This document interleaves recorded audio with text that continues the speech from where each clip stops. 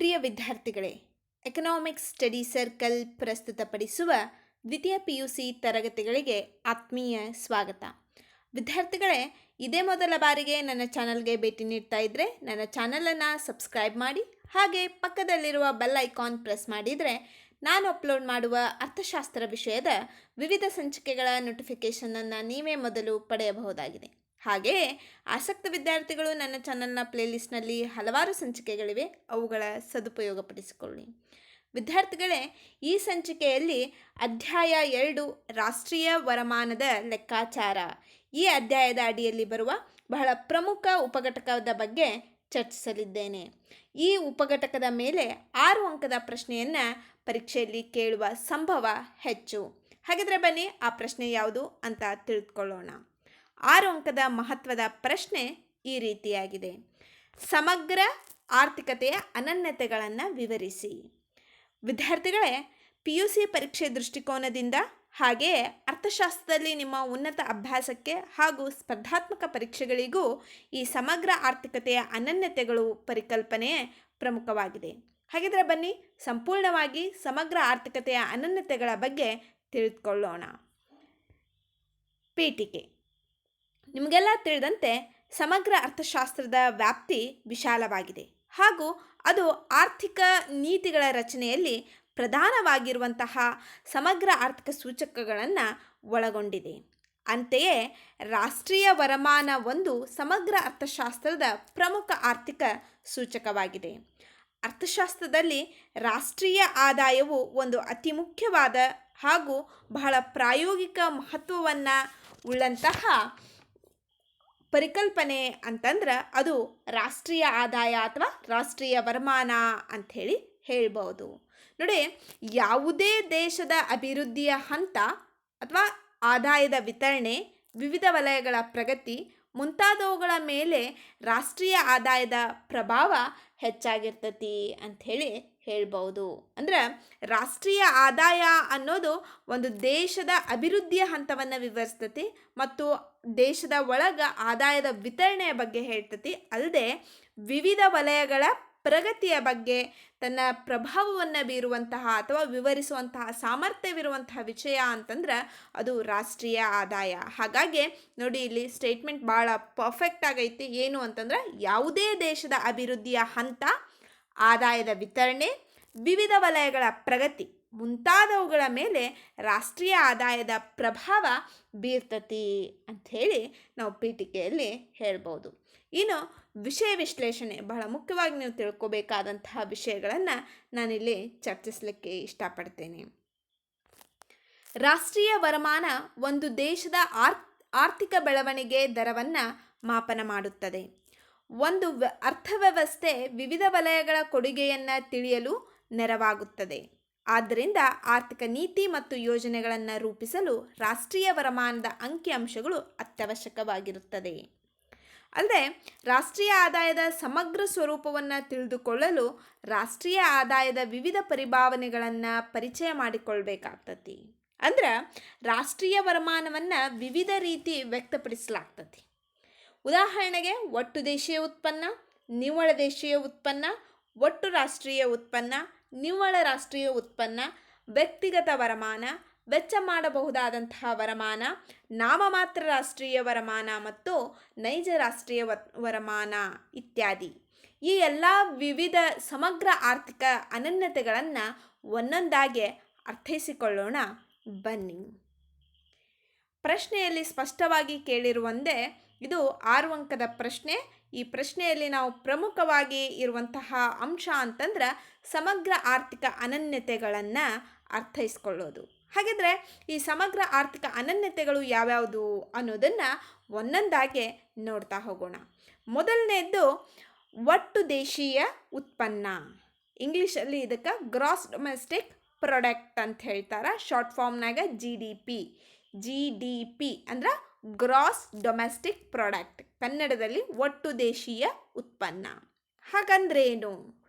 ಒಂದು ರಾಷ್ಟ್ರದಲ್ಲಿ ಒಂದು ವರ್ಷದ ಅವಧಿಯಲ್ಲಿ ಉತ್ಪಾದಿಸಿದ ಎಲ್ಲ ಅಂತಿಮ ಸರಕು ಸೇವೆಗಳ ಒಟ್ಟು ಹಣರೂಪಿ ಮೌಲ್ಯವನ್ನು ಒಟ್ಟು ದೇಶೀಯ ಉತ್ಪನ್ನ ಅಂಥೇಳಿ ಕರೀತೇವೆ. ಅಂದ್ರೆ ಭಾಳ ಸರಳವಾಗಿ ಹೇಳೋದಾದ್ರೆ ಒಟ್ಟು ದೇಶೀಯ ಉತ್ಪನ್ನವು ಒಂದು ದೇಶದ ಒಳಗೆ ಒಂದು ವರ್ಷದ ಅವಧಿಯಲ್ಲಿ ಉತ್ಪಾದಿಸಿದ ಎಲ್ಲ ಅಂತಿಮ ಸರಕು ಸೇವೆಗಳ ಒಟ್ಟು ಮೌಲ್ಯವನ್ನು ಅಳತೆ ಮಾಡ್ತತಿ. ಇನ್ನು ಈ GDP ಒಟ್ಟು ದೇಶೀಯ ಉತ್ಪನ್ನವನ್ನು ಮಾಪನ ಮಾಡಲು ಪ್ರಮುಖವಾಗಿ ಪರಿಗಣಿಸುವ ಅಂಶಗಳನ್ನು ಯಾವ್ಯಾವು ಅಂಥೇಳಿ ನಾವು ತಿಳಿದುಕೊಳ್ಳೋಣ. ನೋಡಿ, ಈ GDP ಗ್ರಾಸ್ ಡೊಮೆಸ್ಟಿಕ್ ಪ್ರಾಡಕ್ಟ್ ಒಟ್ಟು ದೇಶೀಯ ಉತ್ಪನ್ನವನ್ನು ಮಾಪನ ಮಾಡುವಾಗ ಪರಿಗಣಿಸುವಂತಹ ಪ್ರಮುಖ 3 ಅಂಶಗಳನ್ನು ನಾನಿಲ್ಲಿ ವಿವರಿಸಲಿಕ್ಕೆ ಇಷ್ಟಪಡ್ತೇನೆ. ಮೊದಲನೇದು ಆ ದೇಶದ ಜನರ ಉತ್ಪಾದನೆ, ಅಂದರೆ ಯಾವ ದೇಶದ GDPಯನ್ನು ನಾವು ಮಾಪನ ಮಾಡಲಿಕ್ಕೆ ಹೊರಟಿರ್ತೇವೋ ಆ ದೇಶದ ಜನರ ಉತ್ಪಾದನೆ. ಹಂಗಂದ್ರೆ ಏನು ಅಂದ್ರೆ, ಒಟ್ಟು ದೇಶೀಯ ಉತ್ಪನ್ನವು ಒಂದು ವರ್ಷದ ಅವಧಿಯಲ್ಲಿ ಒಂದು ದೇಶದ ಒಳಗಡೆ ಆ ದೇಶದ ಜನರು ಉತ್ಪಾದಿಸಿದ ಎಲ್ಲ ಅಂತಿಮ ಸರಕು ಸೇವೆಗಳ ಒಟ್ಟು ಹಣರೂಪಿ ಮೌಲ್ಯವನ್ನು ವ್ಯಕ್ತಪಡಿಸುತ್ತದೆ. ಹಾಗಾಗಿ ಈ GDPಯನ್ನು ನಾವು ಲೆಕ್ಕಾಚಾರ ಮಾಡೋ ಹೊತ್ತಿಗೆ ಆ ದೇಶದಲ್ಲಿರುವಂತಹ ಆ ದೇಶದ ಜನರ ಉತ್ಪಾದನೆಯ ಒಂದು ಅಂತಿಮ ಉತ್ಪನ್ನದ ಬಗ್ಗೆ ನಾವು ಅದರ ಅಂತಿಮ ಉತ್ಪನ್ನದ ಹಣರೂಪಿ ಮೌಲ್ಯವನ್ನು ನಾವು ಪರಿಗಣಿಸ್ತೇವೆ. ಇನ್ನು 2ನೇ ಪಾಯಿಂಟು ಆ ದೇಶದಲ್ಲಿ ನೆಲೆಸಿರುವ ವಿದೇಶಿಯರ ಉತ್ಪಾದನೆ. ಅಂದ್ರೆ ಯಾವ ದೇಶದ GDPಯನ್ನು ನಾವು ಲೆಕ್ಕಾಚಾರ ಮಾಡ್ತಾ ಇರ್ತೇವೋ, ಈಗ ಫಾರ್ ಎಕ್ಸಾಂಪಲ್ ಭಾರತದ GDPಯನ್ನು ನಾವು ಲೆಕ್ಕಾಚಾರ ಮಾಡ್ತಾ ಇದ್ದೇವೆ ಅಂತಂದ್ರೆ, ಭಾರತ ದೇಶದಲ್ಲಿ ನೆಲೆಸಿರುವಂತಹ ವಿದೇಶಿಯರು, ಅಮೇರಿಕನ್ಸ್ ಇರ್ಬೋದು ಅಥವಾ ಬ್ರಿಟನ್ನವ್ರು ಇರ್ಬೋದು, ಯಾವುದೇ ವಿದೇಶಿಯರು ಭಾರತವನ್ನು ಬಿಟ್ಟು ಬೇರೆ ದೇಶದವರು ಏನು ಅಂತಂದ್ರೆ ಅವರ ಉತ್ಪಾದನೆ, ಅಂದ್ರೆ ಆ ದೇಶದಲ್ಲಿ ನೆಲೆಸಿರುವ ವಿದೇಶಿಯರ ಉತ್ಪಾದನೆಯನ್ನು ಸಹಿತ GDP ಮಾಪನ ಮಾಡುವಾಗ ಪರಿಗಣಿಸಲಾಗ್ತತಿ. ಇದನ್ನು ಇನ್ನೂ ಸ್ಪಷ್ಟವಾಗಿ ಹೇಳುವುದಾದರೆ 2ನೇ ಪಾಯಿಂಟನ್ನು ನೋಡಿ, ಒಟ್ಟು ದೇಶೀಯ ಉತ್ಪನ್ನವು ಆ ದೇಶದಲ್ಲಿ ನೆಲೆಸಿರುವ ವಿದೇಶಿಯರು ಉತ್ಪಾದಿಸಿದ ಎಲ್ಲ ಅಂತಿಮ ಸರಕು ಸೇವೆಗಳ ಒಟ್ಟು ಹಣರೂಪಿ ಮೌಲ್ಯವನ್ನು ಪರಿಗಣಿಸಲಾಗ್ತತಿ. ವಿದ್ಯಾರ್ಥಿಗಳಿಗೆ ಸ್ಪಷ್ಟವಾಗಿರ್ಬೋದು. ನೋಡಿ, ಮೊದಲನೇ ಪಾಯಿಂಟ್ ಒಳಗೆ ಏನು ಹೇಳಿದ್ವಿ, ದೇಶದ ಒಳಗಿರುವಂತಹ ದೇಶದ ಜನರು ಉತ್ಪಾದನೆ ಮಾಡಿದಂಥ ಎಲ್ಲ ಅಂತಿಮ ಸರಕು ಸೇವೆಗಳ ಹಣರೂಪಿ ಮೌಲ್ಯವನ್ನು GDPಯಲ್ಲಿ ಪರಿಗಣಿಸಲಾಗ್ತದೆ. ಮತ್ತು ಆ ದೇಶದಲ್ಲಿ ನೆಲೆಸಿದ ವಿದೇಶಿಯರ ಉತ್ಪಾದನೆ, ಆ ವಿದೇಶಿಯರು ಉತ್ಪಾದಿಸಿದಂತಹ ಅಂತಿಮ ಸರಕು ಸೇವೆಗಳ ಹಣರೂಪಿ ಮೌಲ್ಯವನ್ನು ಸಹಿತ GDPಯಲ್ಲಿ ಪರಿಗಣಿಸಲಾಗ್ತತಿ. ಇನ್ನು 3ನೇ ಅಂಶ ಏನನ್ನ ಹೇಳ್ತತಿ ನೋಡೋದಾದ್ರೆ, ನೋಡಿ, ವಿದೇಶಗಳಲ್ಲಿ ನೆಲೆಸಿರುವ ದೇಶೀಯರ ಉತ್ಪಾದನೆಯನ್ನು ಪರಿಗಣಿಸುವುದಿಲ್ಲ. ನೋಡಿ, ಫಾರ್ ಎಕ್ಸಾಂಪಲ್ ನಮ್ಮ ಭಾರತದ GDPಯನ್ನು ಕಂಡು ಹಿಡಿಯಾಕೊಂತೇವೆ ಅಂತ ಅನ್ಕೊರ್ರಿ, ನಮ್ಮ ಭಾರತೀಯರು ಬೇರೆ ದೇಶದಲ್ಲಿದ್ದು ಅಲ್ಲಿ ಉತ್ಪಾದನೆ ಮಾಡ್ತಾರಾ ಅಂತಂದ್ರೆ ಆ ಉತ್ಪಾದನೆಯನ್ನು ನೋಡಿ, ವಿದೇಶಗಳಲ್ಲಿ ನೆಲೆಸಿರುವ ದೇಶೀಯರ ಉತ್ಪಾದನೆ, ನಮ್ಮ ದೇಶದವರೇ ಇರ್ತಾರೆ ಆದರೆ ವಿದೇಶದಲ್ಲಿ ನೆಲೆಸಿ ಅಲ್ಲಿ ಉತ್ಪಾದನೆ ಮಾಡ್ತಿರ್ತಾರೆ, ಅವರ ಉತ್ಪಾದನೆಯನ್ನು ಏನು ಅಂತಂದ್ರೆ ಇಲ್ಲೇ ಪರಿಗಣಿಸೋದಿಲ್ಲ. ಅಂದ್ರೆ ಈ ಪರಿಕಲ್ಪನೆಯಲ್ಲಿ ವಿದೇಶಗಳಲ್ಲಿ ನೆಲೆಸಿರುವಂತಹ ದೇಶೀಯರು, ಅಂದರೆ ನಮ್ಮ ದೇಶೀಯರು ಉತ್ಪಾದಿಸಿದ ಸರಕು ಸೇವೆಗಳ ಮೌಲ್ಯವನ್ನು ಪರಿಗಣನೆಗೆ ತೆಗೆದುಕೊಳ್ಳೋದಿಲ್ಲ. ಒಟ್ಟಾರೆಯಾಗಿ ಈ GDPಯ ಮಾಪನದಲ್ಲಿ ದೇಶೀಯರು ಮತ್ತು ದೇಶದೊಳಗಿನ ವಿದೇಶಿಯರು ಉತ್ಪಾದಿಸಿದ, ನೋಡ್ರಿ ನೆನ್ಪಿಟ್ಕೋರಿ, ಭಾಳ ಪ್ರಮುಖವಾದದ್ದು, ಒಟ್ಟಾರೆಯಾಗಿ ಈ GDPಯ ಮಾಪನದಲ್ಲಿ ದೇಶೀಯರು ಮತ್ತು ದೇಶದ ಒಳಗಿರುವ ವಿದೇಶಿಯರು ಉತ್ಪಾದಿಸಿದ ಸರಕು ಸೇವೆಗಳ ಮೌಲ್ಯಗಳನ್ನು ಸೇರಿಸಿ ಲೆಕ್ಕಾಚಾರ ಮಾಡುವಂಥದ್ದು ಅಥವಾ GDPಯ ಮಾಪನ ಮಾಡುವಾಗ ಪರಿಗಣಿಸುವಂತಹ ಅಂಶಗಳಾಗೈತಿ ಅಂಥೇಳಿ ಹೇಳ್ಬೋದು. ಇದನ್ನಾಧರಿಸಿ ಇನ್ನು ಈ ಒಂದು GDPಯ ಸಮೀಕರಣ ರೂಪವನ್ನು ನಾವು ನೋಡೋದಾದ್ರೆ, ಸಮೀಕರಣ ರೂಪದಲ್ಲಿ ಅದನ್ನು ವ್ಯಕ್ತಪಡಿಸಿದಾಗ ಯಾವ ರೀತಿ ಇರ್ತತಿ ನೋಡೋಣ. ನೋಡಿ, GDPಯ ಸಮೀಕರಣ ರೂಪ ಮಾರುಕಟ್ಟೆ ಬೆಲೆಯಲ್ಲಿ, ಹೌದಾ, ಮಾರುಕಟ್ಟೆ ಬೆಲೆಗಳಲ್ಲಿ ಈ ಒಂದು ರಾಷ್ಟ್ರೀಯ ಆದಾಯದ ವಿವಿಧ ಪರಿಕಲ್ಪನೆಗಳು ಅಥವಾ ನಾವೇನು ಸಮಗ್ರ ಅನನ್ಯತೆಗಳು ಅಂತೇವಲ್ಲ, ಇವುಗಳನ್ನು 2 ರೀತಿಯಲ್ಲಿ ಲೆಕ್ಕಾಚಾರ ಅಥವಾ ಸಮೀಕರಣವನ್ನು ನಾವು ಕಾಣ್ತೇವೆ. ಒಂದು ಮಾರುಕಟ್ಟೆ ಬೆಲೆಯಲ್ಲಿ, ಮತ್ತೊಂದು ಉತ್ಪಾದನಾಂಗಗಳ ವೆಚ್ಚದಲ್ಲಿ. ಈಗ ಮೊದಲನೇದಾಗಿ ನಾವು GDPಯ ಸಮೀಕರಣವನ್ನು ನೋಡ್ತಾ ಇದ್ದೇವೆ. ಅದರಲ್ಲೂ ಯಾವುದರಲ್ಲಿ ಅಂತಂದ್ರೆ ಮಾರುಕಟ್ಟೆ ಬೆಲೆಯಲ್ಲಿ. ಮಾರುಕಟ್ಟೆ ಬೆಲೆಯಲ್ಲಿ GDPಯ ಸಮೀಕರಣ ಏನಾಗೈತಿ? GDP at market price, GDP at market price equal to C plus I plus G plus X minus M. ಈ ಸೂತ್ರದಲ್ಲಿರುವಂತಹ ಚಲಕಗಳನ್ನು ನಾವು ಪರಿಚಯ ಮಾಡ್ಕೊಳ್ಳೋದಾದ್ರೆ, GDP at market price, MP ಅಂತಂದ್ರೇನು? ಮಾರುಕಟ್ಟೆ ಬೆಲೆಯಲ್ಲಿ GDP ಅಂಥೇಳಿ ಅರ್ಥವನ್ನು ಕೊಡ್ತತಿ. ಸಿ ಅಂತಂದ್ರೆ ಒಟ್ಟು ಅಂತಿಮ ಅನುಭೋಗ ವೆಚ್ಚವನ್ನು ಪ್ರತಿನಿಧಿಸ್ತತಿ. ಐ ಅಂತಂದ್ರೆ ಒಟ್ಟು ಖಾಸಗಿ ವಲಯದ ಹೂಡಿಕೆಯನ್ನು ಪ್ರತಿನಿಧಿಸ್ತತಿ. ಜಿ ಅಂತಂದ್ರೆ ಸರ್ಕಾರದ ಅನುಭೋಗ ಮತ್ತು ಹೂಡಿಕೆ ವೆಚ್ಚವನ್ನು ಪ್ರತಿನಿಧಿಸ್ತತಿ. ಇನ್ನು ಎಕ್ಸ್ ಮೈನಸ್ ಎಮ್ ಅಂತಂದ್ರೆ ಅದು ನಿವ್ವಳ ರಫ್ತು, ನಾವು ನೆಟ್ ಎಕ್ಸ್ ಅಂತಲೂ ಹೇಳ್ತೇವೆ. ಒಟ್ಟಾರೆಯಾಗಿ GDP ಸಮೀಕರಣ, GDPಯನ್ನು ಮಾರುಕಟ್ಟೆ ಬೆಲೆಯಲ್ಲಿ ನಾವು ಲೆಕ್ಕಾಚಾರ ಮಾಡುವುದಾದ್ರೆ ಅದಕ್ಕಿರುವಂತಹ ಸಮೀಕರಣ ಅಥವಾ ಸೂತ್ರ ಅಂತ ಹೇಳೋದಾದ್ರೆ, ಮತ್ತೊಮ್ಮೆ ನಾನು ರಿಪೀಟ್ ಮಾಡ್ತಾ ಇದ್ದಾನೆ, ಲಕ್ಷ್ಯ ಕೊಟ್ಟು ಕೇಳಿಸ್ಕೊರಿ. GDP at market price equal to C plus I plus G plus X minus M. Right. ಇನ್ನು ಇದೇ GDPಯ ಸಮೀಕರಣ ನಾನು ಆಗಲೇ ಹೇಳ್ದಂಗೆ ಉತ್ಪಾದನಾಂಗಗಳ ವೆಚ್ಚದಲ್ಲಿ ನೋಡೋದಾದ್ರೆ ಅಂದ್ರೆ GDP at factor cost equal to GDP at market price minus NIT.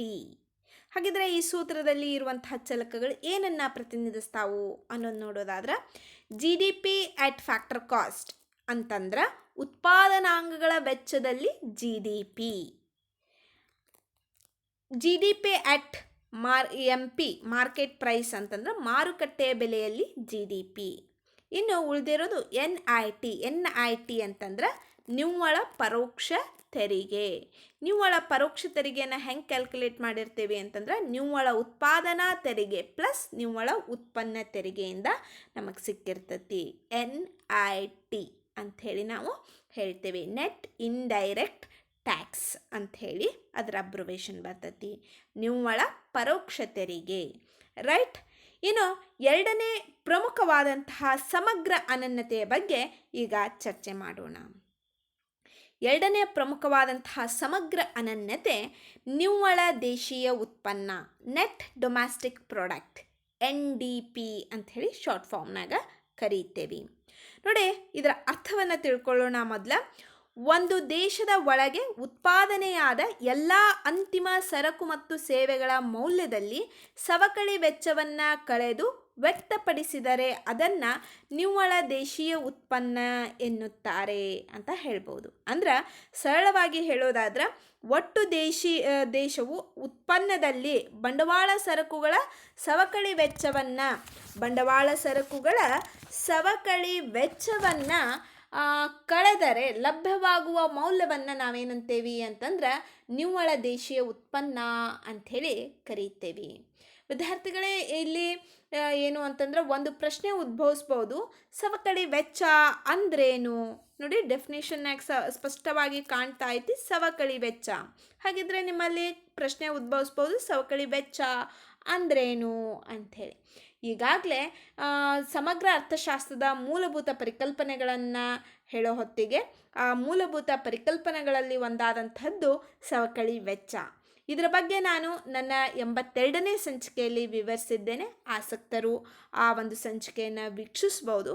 ಇಲ್ಲಿ ಸಂದರ್ಭೋಚಿತವಾಗಿ ನಾನು ಸಂಕ್ಷಿಪ್ತವಾಗಿ ಸವಕಳಿ ವೆಚ್ಚದ ಬಗ್ಗೆ ವಿವರಿಸಲಿಕ್ಕೆ ಇಷ್ಟಪಡ್ತೇನೆ. ನಿಮಗೆ ಸವಕಳಿ ವೆಚ್ಚ ಅಂದ್ರೇನು ಅನ್ನೋ ಪರಿಕಲ್ಪನೆ ಅರ್ಥ ಆದಾಗನ ಈ ನಿವ್ವಳ ದೇಶೀಯ ಉತ್ಪನ್ನದ ಬಗ್ಗೆ ಅರ್ಥ ಆಗ್ತೈತಿ. ನೋಡಿ, ನಿವ್ವಳ ದೇಶೀಯ ಉತ್ಪನ್ನದಲ್ಲಿ ನೋಡಿ, ಒಂದು ದೇಶದ ಒಳಗೆ ಉತ್ಪಾದನೆಯಾದ ಎಲ್ಲ ಅಂತಿಮ ಸರಕು ಸೇವೆಗಳ ಮೌಲ್ಯವನ್ನು ಒಳಗೊಂಡಿರ್ತೈತಿ. ಆದ್ರೆ ಅದ್ರ ಒಳಗೆ ಏನನ್ನ ಕಳಿತೇವೆ ನಾವು? ಸವಕಳಿ ವೆಚ್ಚವನ್ನು ಕಳೆದು ಉಳಿದಂಥದ್ದು ನಿವ್ವಳ ದೇಶೀಯ ಉತ್ಪನ್ನ ಆಗಿರ್ತೈತಿ. ಹಾಗಿದ್ರೆ ಸವಕಳಿ ವೆಚ್ಚ ಅಂದ್ರೇನು? ವಿದ್ಯಾರ್ಥಿಗಳೇ, ಸವಕಳಿ ವೆಚ್ಚವನ್ನು ಇಂಗ್ಲೀಷ್ನಾಗ ಡಿಪ್ರಿಸಿಯೇಷನ್ ಕಾಸ್ಟ್ ಅಂತೇವಿ, ಶಾರ್ಟ್ ಫಾರ್ಮ್ನಾಗ ಡಿ ಸಿ ಅಂತ ಹೇಳ್ತೀವಿ. ನೆನ್ಪಿಟ್ಕೋಬೇಕು, ಮುಂದೆ ನಾವು ಇಕ್ವೇಷನ್ ಬರೆಯೋ ಹೊತ್ತಿಗೆ ಡಿ ಸಿ ಅಂತ ಡಿನೋಟ್ ತಗೊಂಡಾಗ ಅದೇನು ಅನ್ನೋದು ನಿಮಗೆ ಅರ್ಥ ಆಗಬೇಕು. ಸವಕಳಿ ವೆಚ್ಚ, ಡಿಪ್ರಿಸಿಯೇಷನ್ ಕಾಸ್ಟ್, ಡಿ ಸಿ. ಹೌದಾ?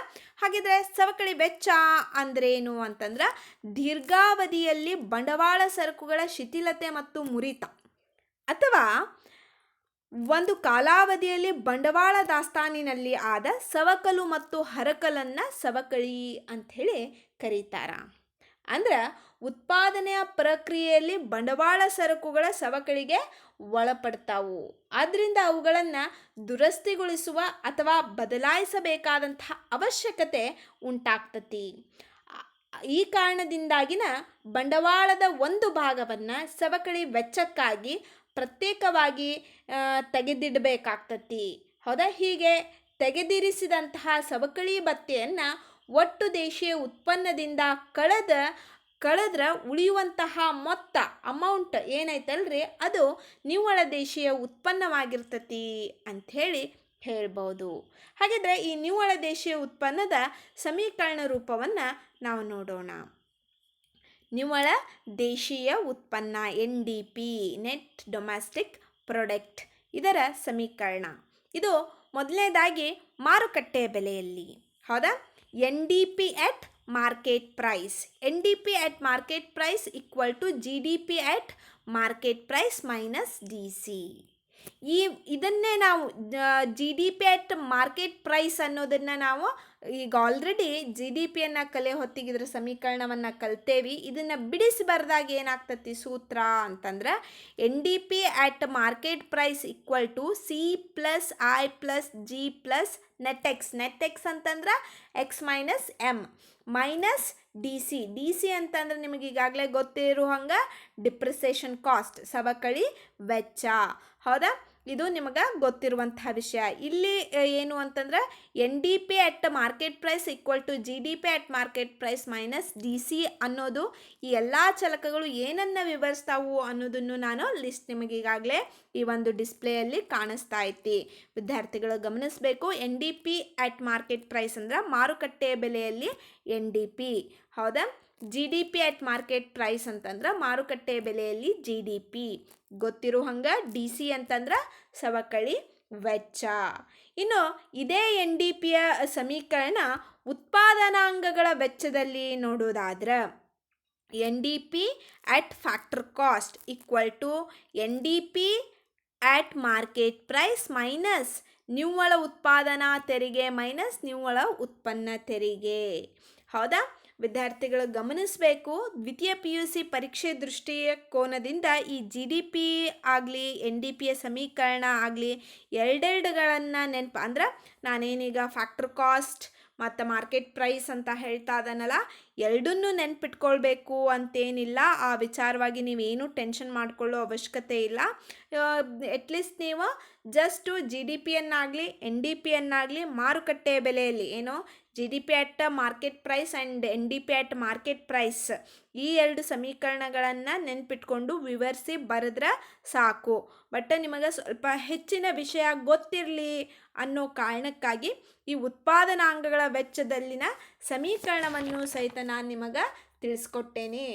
ಹೌದಾ? ವಿದ್ಯಾರ್ಥಿಗಳು ಇನ್ನು ನಾವು ಇದನ್ನು ತಿಳ್ಕೊಂಡ ಮೇಲೆ ಮುಂದಿನ ಸಮೀಕರಣವನ್ನು ಅಥವಾ ಪರಿಕಲ್ಪನೆಯನ್ನು ನಾವು ನೋಡೋಣ. ಈಗ ಆಲ್ರೆಡಿ ಎರಡು ಪರಿಕಲ್ಪನೆಗಳನ್ನು ನೋಡಿದ್ವಿ.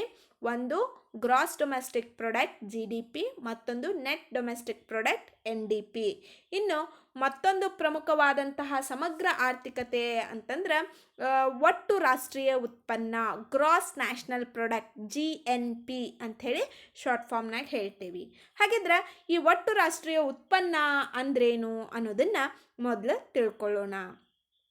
ವಿದ್ಯಾರ್ಥಿಗಳೇ ಗಮನಿಸಬೇಕು. ಡೆಫಿನೇಷನ್ಗಳನ್ನು ಸ್ವಲ್ಪ ಚೇಂಜ್ ಒಳಗೆ ಡೆಫಿನೇಷನ್ಗಳು ಫ್ರೇಮ್ ಆಗ್ಯಾವು. ಎಲ್ಲವೂ ಒಂದೇ ರೀತಿ ಕಾಣ್ತಾವು. ಆದ್ರೆ ಕೆಲವೊಂದಿಷ್ಟು ವಿಷಯಗಳನ್ನು ಸೇರಿಸೋದು ತೆಗೆದು ಹಾಕೋದ್ರ ಮೂಲಕ ಪ್ರತಿ ಸಮಗ್ರ ಆರ್ಥಿಕ ಅನನ್ಯತೆಗಳಲ್ಲೂ ಅದರದೇ ಆದಂತಹ ಯೂನಿಕ್ ಡೆಫಿನೇಷನ್ಸ್ಗಳು ಬರ್ತಾವು. ಹಾಗಾಗಿ ದಯವಿಟ್ಟು ಗಮನಿಸಿ ಮತ್ತು ಪೂರ್ತಿ ಸಂಚಿಕೆಯನ್ನು ವೀಕ್ಷಿಸಿ ನೀವು ಈ ಒಂದು ವಿಷಯವನ್ನು ಅರ್ಥ ಮಾಡ್ಕೋಬಹುದು.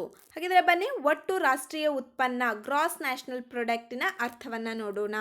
ಒಂದು ದೇಶದಲ್ಲಿ ಒಂದು ವರ್ಷದಲ್ಲಿ ಉತ್ಪಾದನೆಯಾದ ಅಂತಿಮ ಸರಕು ಸೇವೆಗಳ ಮೌಲ್ಯಕ್ಕೆ ವಿದೇಶಿ ಗಳಿಕೆಯನ್ನು ಸೇರಿಸಿದರೆ ಅದನ್ನು ಒಟ್ಟು ರಾಷ್ಟ್ರೀಯ ಉತ್ಪನ್ನ ಅಂಥೇಳಿ ಕರಿತೇವೆ. ಅಂದ್ರೆ ಸರಳವಾಗಿ ಹೇಳೋದಾದ್ರೆ ಒಂದು ವರ್ಷದಲ್ಲಿ ಒಂದು ದೇಶದ ಒಳಗೆ ಉತ್ಪಾದಿಸಿದ ಎಲ್ಲ ಅಂತಿಮ ಸರಕು ಮತ್ತು ಸೇವೆಗಳ ಒಟ್ಟು ಮೌಲ್ಯಕ್ಕೆ ವಿದೇಶಗಳಿಂದ ಬರುವ ನಿವ್ವಳ ಉತ್ಪಾದನಾಂಗಗಳ ಆದಾಯವನ್ನು ಸೇರಿಸಿದರೆ ಒಟ್ಟು ರಾಷ್ಟ್ರೀಯ ಉತ್ಪನ್ನ ಅಂಥೇಳಿ ಕರಿತೇವೆ. ಮುಂದುವರೆದು ಹೇಳೋದಾದ್ರೆ ಒಟ್ಟು ರಾಷ್ಟ್ರೀಯ ಉತ್ಪನ್ನದ ಮಾಪನದಲ್ಲಿ ನಾವು ಬಂಡವಾಳ ಸರಕುಗಳ ಬಂಡವಾಳ ಸರಕುಗಳ ಸವಕಳಿ ವೆಚ್ಚವನ್ನು ಒಳಗೊಂಡಂತೆ ಎಲ್ಲ ಸರಕುಗಳ ಸೇವೆಗಳ ಅಂತಿಮ ಮಾರುಕಟ್ಟೆಯ ಮೌಲ್ಯವನ್ನು ಸೇರಿಸ್ಕೊಂಡಿರ್ತಾರ ಅಂತ ಹೇಳ್ಬೋದು. ಆದ್ದರಿಂದಲೇ ಏನು ಅಂತಂದ್ರೆ ಆದ್ದರಿಂದಲೇ ಒಂದು ದೇಶದಲ್ಲಿ ಉತ್ಪಾದನೆಯಾದ ಸಮಸ್ತ ಆರ್ಥಿಕ ಉತ್ಪನ್ನಗಳನ್ನು ಒಳಗೊಂಡಿರ್ತತಿ. ಹಾಗಾಗಿ ಇದು ಅಂದ್ರೆ ಒಟ್ಟು ರಾಷ್ಟ್ರೀಯ ಉತ್ಪನ್ನ ಪರಿಕಲ್ಪನೆ ಏನಾಗೈತಿ ಅಂತಂದ್ರೆ ಒಟ್ಟು ದೇಶೀಯ ಉತ್ಪನ್ನದ ಪರಿಕಲ್ಪನೆಗಿಂತ ವಿಶಾಲ ವ್ಯಾಪ್ತಿಯನ್ನು ಹೊಂದೈತಿ ಅಂತ ಹೇಳ್ಬೋದು. ಜೊತೆಗೆ ಇನ್ನೊಂದು ಪ್ರಮುಖವಾದಂತಹ ಅಂಶ ಹೇಳೋದಾದ್ರೆ ಈ ನಿವ್ವಳ ವಿದೇಶಿ ಗಳಿಕೆಯನ್ನು ಸೇರ್ಪಡೆಗೊಳಿಸಲಾಗ್ತತಿ ಇದರೊಳಗೆ ಅನ್ನೋದು ಗಮನಿಸಬೇಕು. ಹೌದಾ ವಿದ್ಯಾರ್ಥಿಗಳೇ, ನೋಡಿ ಗ್ರಾಸ್ ಡೊಮ್ಯಾಸ್ಟಿಕ್ ಪ್ರಾಡಕ್ಟ್ ಇದು ಒಂದು ಸಮಗ್ರ ಆರ್ಥಿಕ ಅನನ್ಯತೆ. ಅದೇ ರೀತಿ ಗ್ರಾಸ್ ನ್ಯಾಷನಲ್ ಪ್ರಾಡಕ್ಟ್ ಇದು ಒಂದು ಸಮಗ್ರ ಆರ್ಥಿಕ ಪರಿಕಲ್ಪನೆ.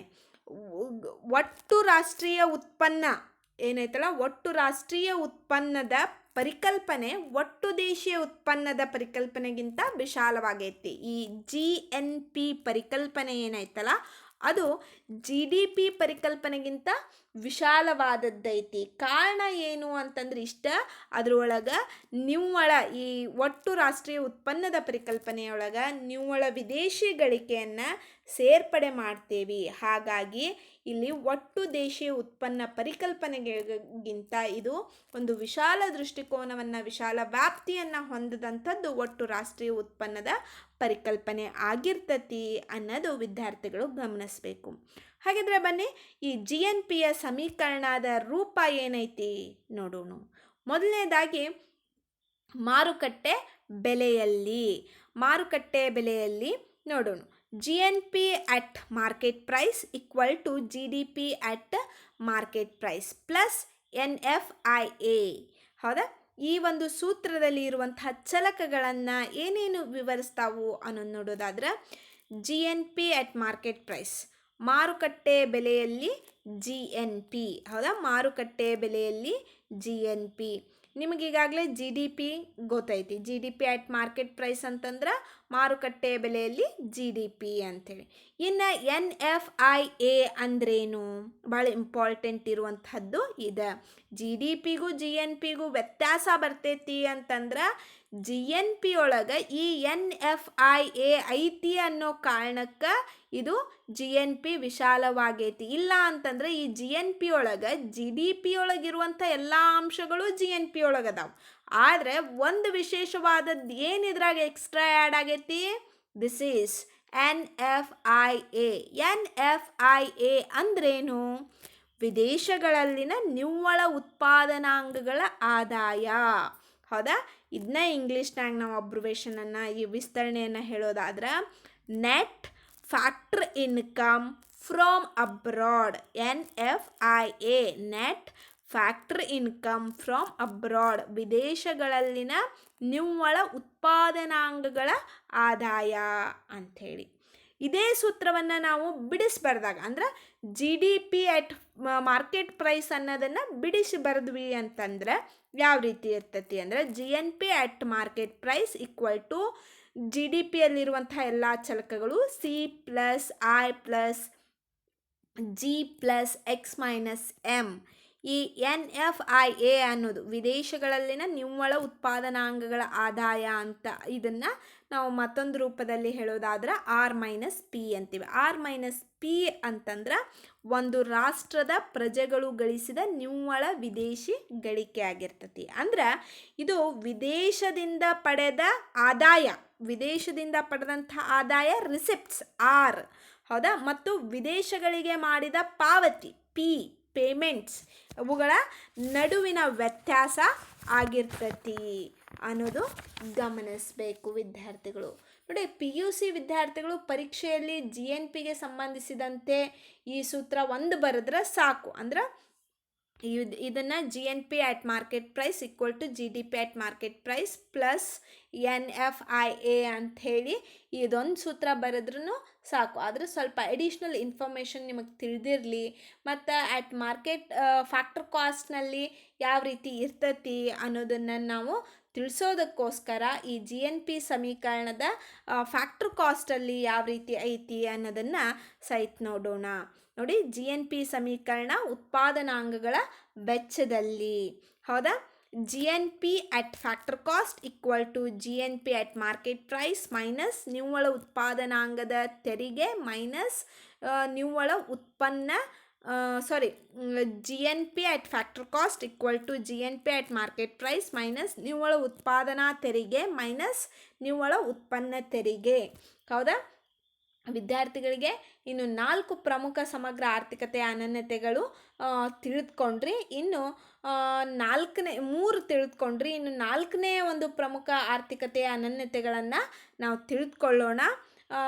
4ನೇ ಪ್ರಮುಖವಾದಂತಹ ಸಮಗ್ರ ಆರ್ಥಿಕ ಅನನ್ಯತೆ ನಿವ್ವಳ ರಾಷ್ಟ್ರೀಯ ಉತ್ಪನ್ನ, net national product, NNP, net national product, ನಿವ್ವಳ ರಾಷ್ಟ್ರೀಯ ಉತ್ಪನ್ನ.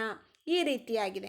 ಒಂದು ವರ್ಷದಲ್ಲಿ ಒಂದು ದೇಶದ ಒಳಗೆ ಉತ್ಪಾದಿಸಿದ ಎಲ್ಲ ಅಂತಿಮ ಸರಕು ಸೇವೆಗಳ ಒಟ್ಟು ಮೌಲ್ಯಕ್ಕೆ ವಿದೇಶಗಳಿಂದ ಬಂದ ನಿವ್ವಳ ಉತ್ಪಾದನಾಂಗಗಳ ಆದಾಯವನ್ನು ಸೇರಿಸಿದ ಮೌಲ್ಯದಲ್ಲಿ ಸವಕಳಿ ವೆಚ್ಚವನ್ನು ಕಳೆದರೆ ನಿವ್ವಳ ರಾಷ್ಟ್ರೀಯ ಉತ್ಪನ್ನ ಎನ್ನುತ್ತಾರೆ. ಅಂದ್ರೆ ಇದೇ ವ್ಯಾಖ್ಯಾನವನ್ನು ನಾವು ಇನ್ನೂ ಸರಳೀಕರಿಸಿ ಚಿಕ್ಕದಾಗಿ ಹೇಳೋದಾದ್ರೆ, ಒಟ್ಟು ರಾಷ್ಟ್ರೀಯ ಉತ್ಪನ್ನದಲ್ಲಿ ಬಂಡವಾಳ ಸರಕುಗಳ ಸವಕಳಿ ವೆಚ್ಚವನ್ನು ಕಳೆಯುವ ಮೂಲಕ ನಿವ್ವಳ ರಾಷ್ಟ್ರೀಯ ಉತ್ಪನ್ನವನ್ನು ಪಡಿಬಹುದು. ಇದನ್ನೇ ನಾವು ಸಮೀಕರಣ ರೂಪದಲ್ಲಿ ವಿವರಿಸಿದ್ರೆ ಅಥವಾ ವ್ಯಕ್ತಪಡಿಸಿದ್ರೆ ನಿಮಗೆ ಸರಳವಾಗಿ ಅರ್ಥ ಆಗಬಹುದು.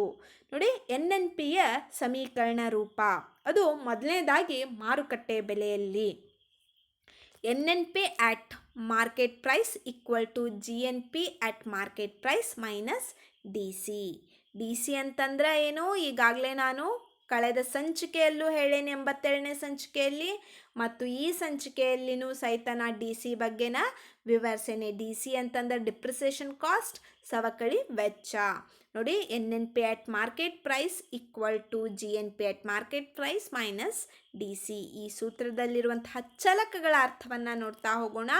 NNP ಅಟ್ ಮಾರ್ಕೆಟ್ ಪ್ರೈಸ್ ಅಂತಂದ್ರೆ ಮಾರುಕಟ್ಟೆ ಬೆಲೆಯಲ್ಲಿ ನಿವ್ವಳ ರಾಷ್ಟ್ರೀಯ ಉತ್ಪನ್ನ, ಮತ್ತು GNP ಅಟ್ ಮಾರ್ಕೆಟ್ ಪ್ರೈಸ್ ಅಂತಂದ್ರೆ ಮಾರುಕಟ್ಟೆ ಬೆಲೆಯಲ್ಲಿ ಒಟ್ಟು ರಾಷ್ಟ್ರೀಯ ಉತ್ಪನ್ನ, DC ಅಂತಂದ್ರೆ ಸವಕಳಿ ವೆಚ್ಚ.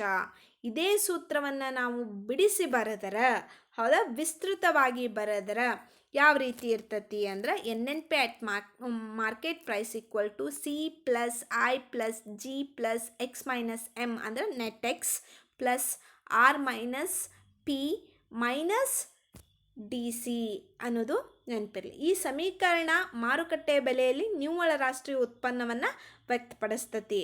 ಆದರೆ ಆ ಮಾರುಕಟ್ಟೆ ಬೆಲೆಯಲ್ಲಿ ಪರೋಕ್ಷ ತೆರಿಗೆಗಳು ಅಡಕವಾಗಿರ್ತತಿ. ಈ ತೆರಿಗೆಗಳು ಸರಕು ಮತ್ತು ಸೇವೆಗಳ ಬೆಲೆಗಳನ್ನು ಹೆಚ್ಚಿಸುತ್ತವೆ. ತೆರಿಗೆಗಳು ಸರ್ಕಾರದ ಆದಾಯವಾಗಿವೆ. ಕೆಲವು ಸರಕುಗಳ ಮೇಲೆ ಸರ್ಕಾರ ಧನ ಸಹಾಯಗಳನ್ನು ಕೂಡ ಕೊಡ್ತತಿ. ಈ ಧನ ಸಹಾಯಗಳು ಏನಾಗ್ತಾವು ಅಂತಂದ್ರೆ ಸರ್ಕಾರಕ್ಕೆ ವೆಚ್ಚದ ಮೂಲವಾಗಿರ್ತಾವು. ಆದ್ದರಿಂದನ ಉತ್ಪಾದನಾಂಗಗಳ ವೆಚ್ಚದಲ್ಲಿ ನಿವ್ವಳ ರಾಷ್ಟ್ರೀಯ ಉತ್ಪನ್ನವನ್ನು ಲೆಕ್ಕಾಚಾರ ಮಾಡಬೇಕಾಗ್ತದೆ. ನಾವು ನೋಡಿ, ಇಲ್ಲಿ NNPಯ ಸಮೀಕರಣವನ್ನು ಹೆಚ್ಚಾಗಿ ನಾವು ಮಾರ್ಕೆಟ್ ಪ್ರೈಸ್ಗಿಂತ ಹೆಚ್ಚಾಗಿ ಏನು ಅಂತಂದ್ರೆ ಫ್ಯಾಕ್ಟ್ರ್ ಕಾಸ್ಟ್ನಾಗ ಮಾಡ್ತೇವೆ. ಅದಕ್ಕೆ ಕಾರಣ ನಾನು ಈಗಾಗಲೇ ಹೇಳ್ದಂಗೆ ಏನು ಅಂತಂದ್ರೆ ಸರ್ಕಾರ ಹಲವಾರು ಬಾರಿ ಏನು ಅಂತಂದ್ರೆ ಧನ ಸಹಾಯ ಮಾಡಿರ್ತತಿ. ಅದು ಸರ್ಕಾರದ ವೆಚ್ಚದ ಮೂಲವಾಗಿರ್ತತಿ. ಅಂಥವುಗಳು ಸಹಿತ ಈ NNP ಒಳಗೆ ಅಡಕಾಗಿರ್ತಾವೆ. ಹಾಗಾಗಿ NNPಯ ಸರಿಯಾದ ಮೌಲ್ಯ ಸಿಗಬೇಕು ಅಂತಂದ್ರೆ ನಾವು NNPಯನ್ನು ಫ್ಯಾಕ್ಟರ್ ಕಾಸ್ಟ್ನಾಗ ಅಂದ್ರೆ ಉತ್ಪಾದನಾಂಗಗಳ ವೆಚ್ಚದಲ್ಲಿ ನಿವ್ವಳ ರಾಷ್ಟ್ರೀಯ ಉತ್ಪನ್ನದ ಲೆಕ್ಕಾಚಾರ ಮಾಡಬೇಕಾಗ್ತೈತಿ. ಹೌದಾ? ಹಾಗಿದ್ರೆ ಉತ್ಪಾದನಾಂಗಗಳ ವೆಚ್ಚದಲ್ಲಿ ಯಾವ ರೀತಿ NNP ಸಮೀಕರಣ ಐತಿ ಅನ್ನೋದನ್ನು ತಿಳ್ಕೊಳ್ಳೋಣ. NNPಯ ಸಮೀಕರಣ ರೂಪ ಉತ್ಪಾದನಾಂಗಗಳ ವೆಚ್ಚದಲ್ಲಿ NNP at factor cost equal to NNP at market price minus ನಿವ್ವಳ ಉತ್ಪಾದನಾ ತೆರಿಗೆ ಮೈನಸ್ ನಿವ್ವಳ ಉತ್ಪನ್ನ ತೆರಿಗೆ, ಅಥವಾ NNP at factor cost equal to NDP at factor cost plus NFIA. ಇಲ್ಲಿ ಸೂತ್ರದಲ್ಲಿ ನಿಮಗೆ ಈಗಾಗಲೇ ಗೊತ್ತೈತಿ. NFIA ಅಂತಂದ್ರೆ net factor income from abroad ಅನ್ನೋದು. NDP at factor cost ಅಂತಂದ್ರೆ ನೆಟ್ ಡೊಮೆಸ್ಟಿಕ್ ಪ್ರಾಡಕ್ಟ್ ಅಂದ್ರೆ ಉತ್ಪಾದನಾಂಗಗಳ ಬೆಲೆಯಲ್ಲಿ ಏನು ಅಂತಂದ್ರೆ NDP ಅನ್ನೋದು. NNP at factor cost ಅಂದ್ರೆ ಉತ್ಪಾದನಾಂಗಗಳ ಬೆಲೆಯಲ್ಲಿ ಏನು ಅಂತಂದ್ರೆ NNP ಅನ್ನೋದು. ವಿದ್ಯಾರ್ಥಿಗಳೇ, ಈ NNP at factor cost ಏನಾಯ್ತಲ್ಲ ಬಹಳ ಮುಖ್ಯವಾದದ್ದು.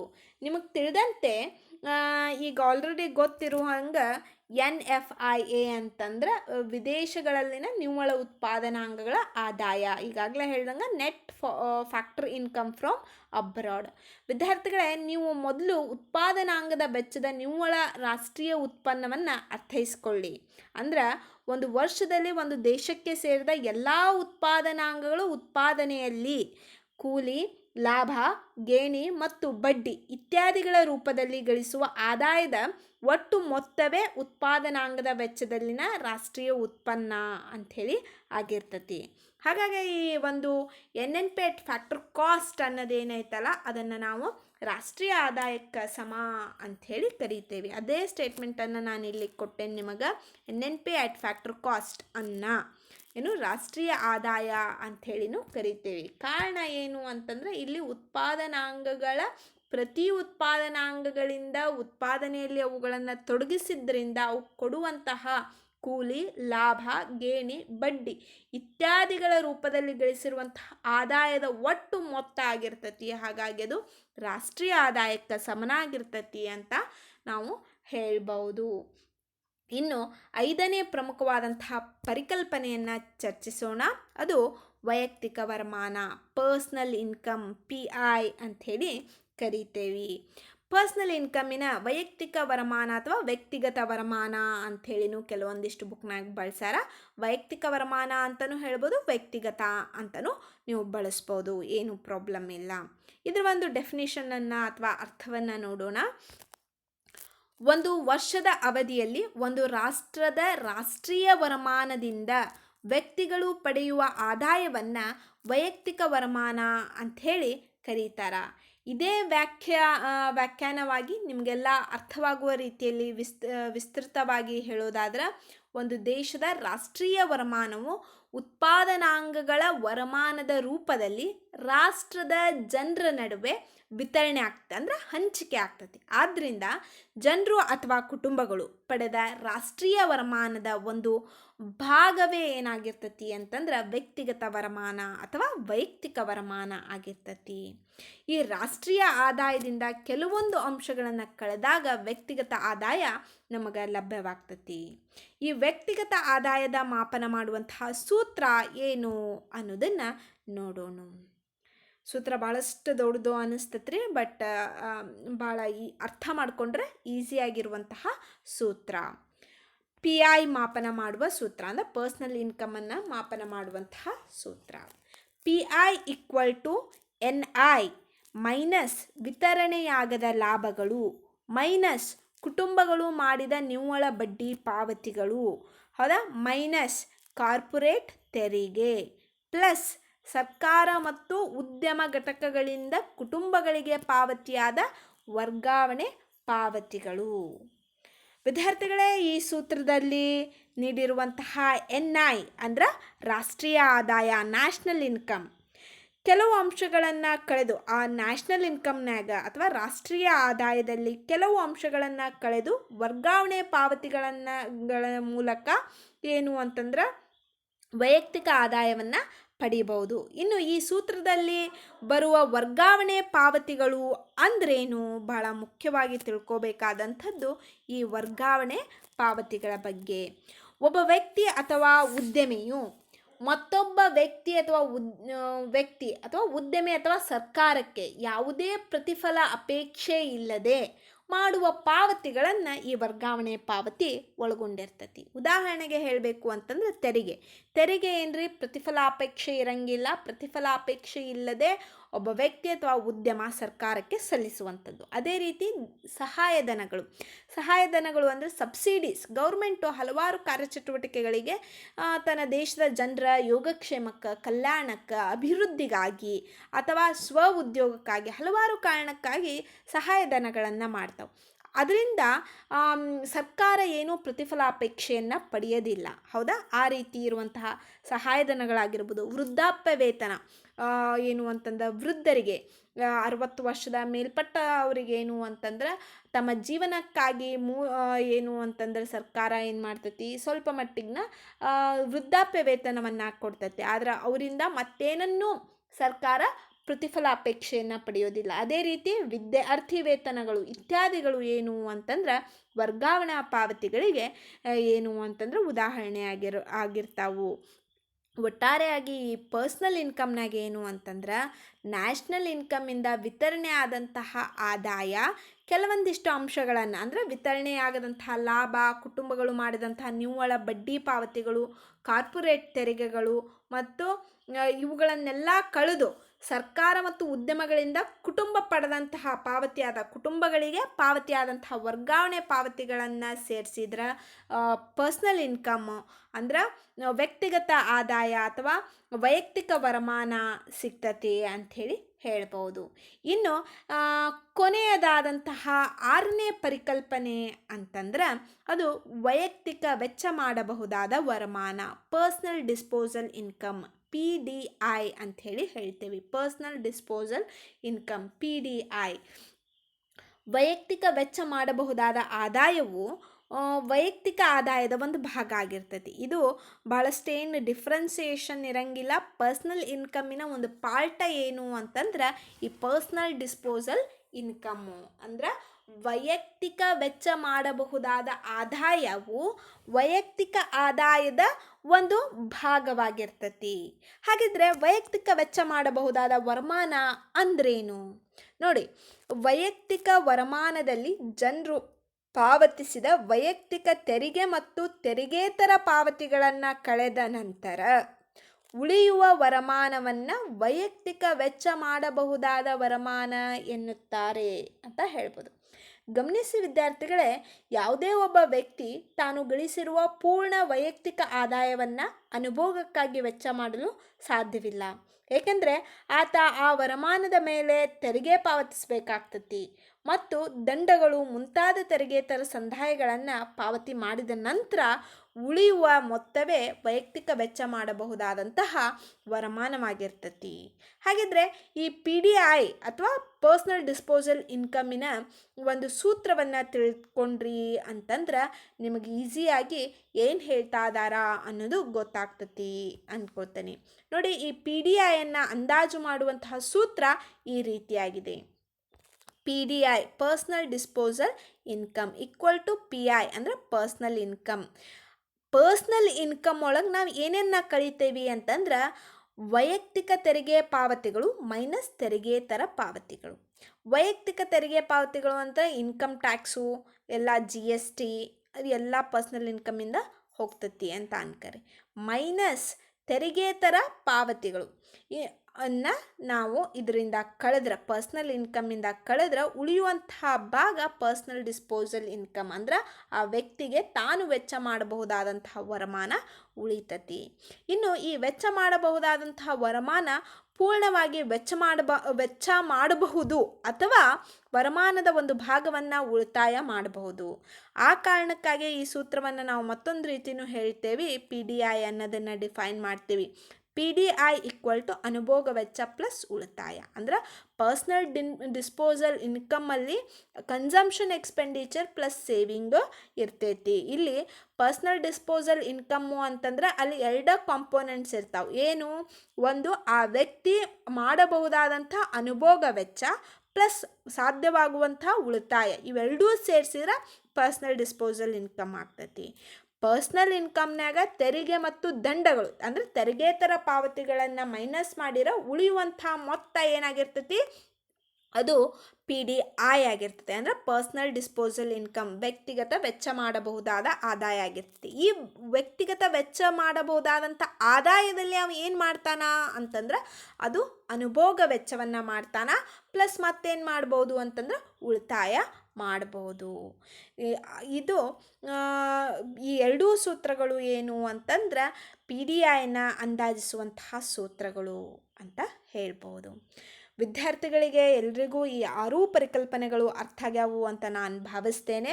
ಮತ್ತು ಈ 6 ಪರಿಕಲ್ಪನೆಗಳನ್ನು ಬರೀ PUC ದೃಷ್ಟಿಕೋನದಿಂದ ಅಷ್ಟೇ ಅಲ್ಲ, ನಿಮ್ಮ ಮುಂದಿನ ಅಭ್ಯಾಸಕ್ಕೆ ಮತ್ತು ಹಲವಾರು ಸ್ಪರ್ಧಾತ್ಮಕ ಪರೀಕ್ಷೆಗಳಿಗೆ ಈ ಒಂದು ನ್ಯಾಷನಲ್ ಇನ್ಕಮ್ ಮೇಲೆ ಪ್ರಶ್ನೆಗಳು ಬರೋದ್ರಿಂದ ಈ ಪರಿಕಲ್ಪನೆಗಳನ್ನು ತಿಳ್ಕೊಳ್ಳೋದು ಬಹಳ ಮುಖ್ಯವಾಗೈತಿ. ಮತ್ತು ಈ ಪರಿಕಲ್ಪನೆಗಳು ಬಹಳ ಮೂಲಭೂತವಾದಂತಹ ಪರಿಕಲ್ಪನೆಗಳು. ಇವನ್ನ ಕಲ್ತಾಗನ ನಿಮಗೆ ಭಾಳಷ್ಟು ಅರ್ಥ ಆಕೈತಿ. ಆಮೇಲೆ ಇದರ ಒಂದು ಡಿಸ್ಅಡ್ವಾಂಟೇಜ್ ಏನು ಅಂತಂದ್ರೆ ನಾವು ಓದಿದಾಗ, ತಿಳ್ಕೊಂಡಾಗ ಅಥವಾ ಕೇಳಿದಾಗ ಪಾಠ ಬೇಗನೆ ಅರ್ಥ ಆಗ್ತೈತಿ, ಅಷ್ಟೇ ಬೇಗನೆ ಮರೆಯುವಂತಹ ಸಾಧ್ಯತೆಗಳು ಇರ್ತೈತಿ. ಹಾಗಾಗಿ ಸಾಧ್ಯವಾದಷ್ಟು ಗಮನವಿಟ್ಟು ನೀವು ಈ ಒಂದು ಸಂಚಿಕೆಯನ್ನು ವೀಕ್ಷಿಸ್ರಿ ಅನ್ನೋದು ನನ್ನ ಆಶಯ. ಹಾಗಿದ್ರೆ ಈ ಸಂಚಿಕೆಯನ್ನು ಈಗ ಮುಗಿಸುವಂತಹ ಸಮಯ, ಉಪಸಂಹಾರವನ್ನು ನೋಡೋಣ.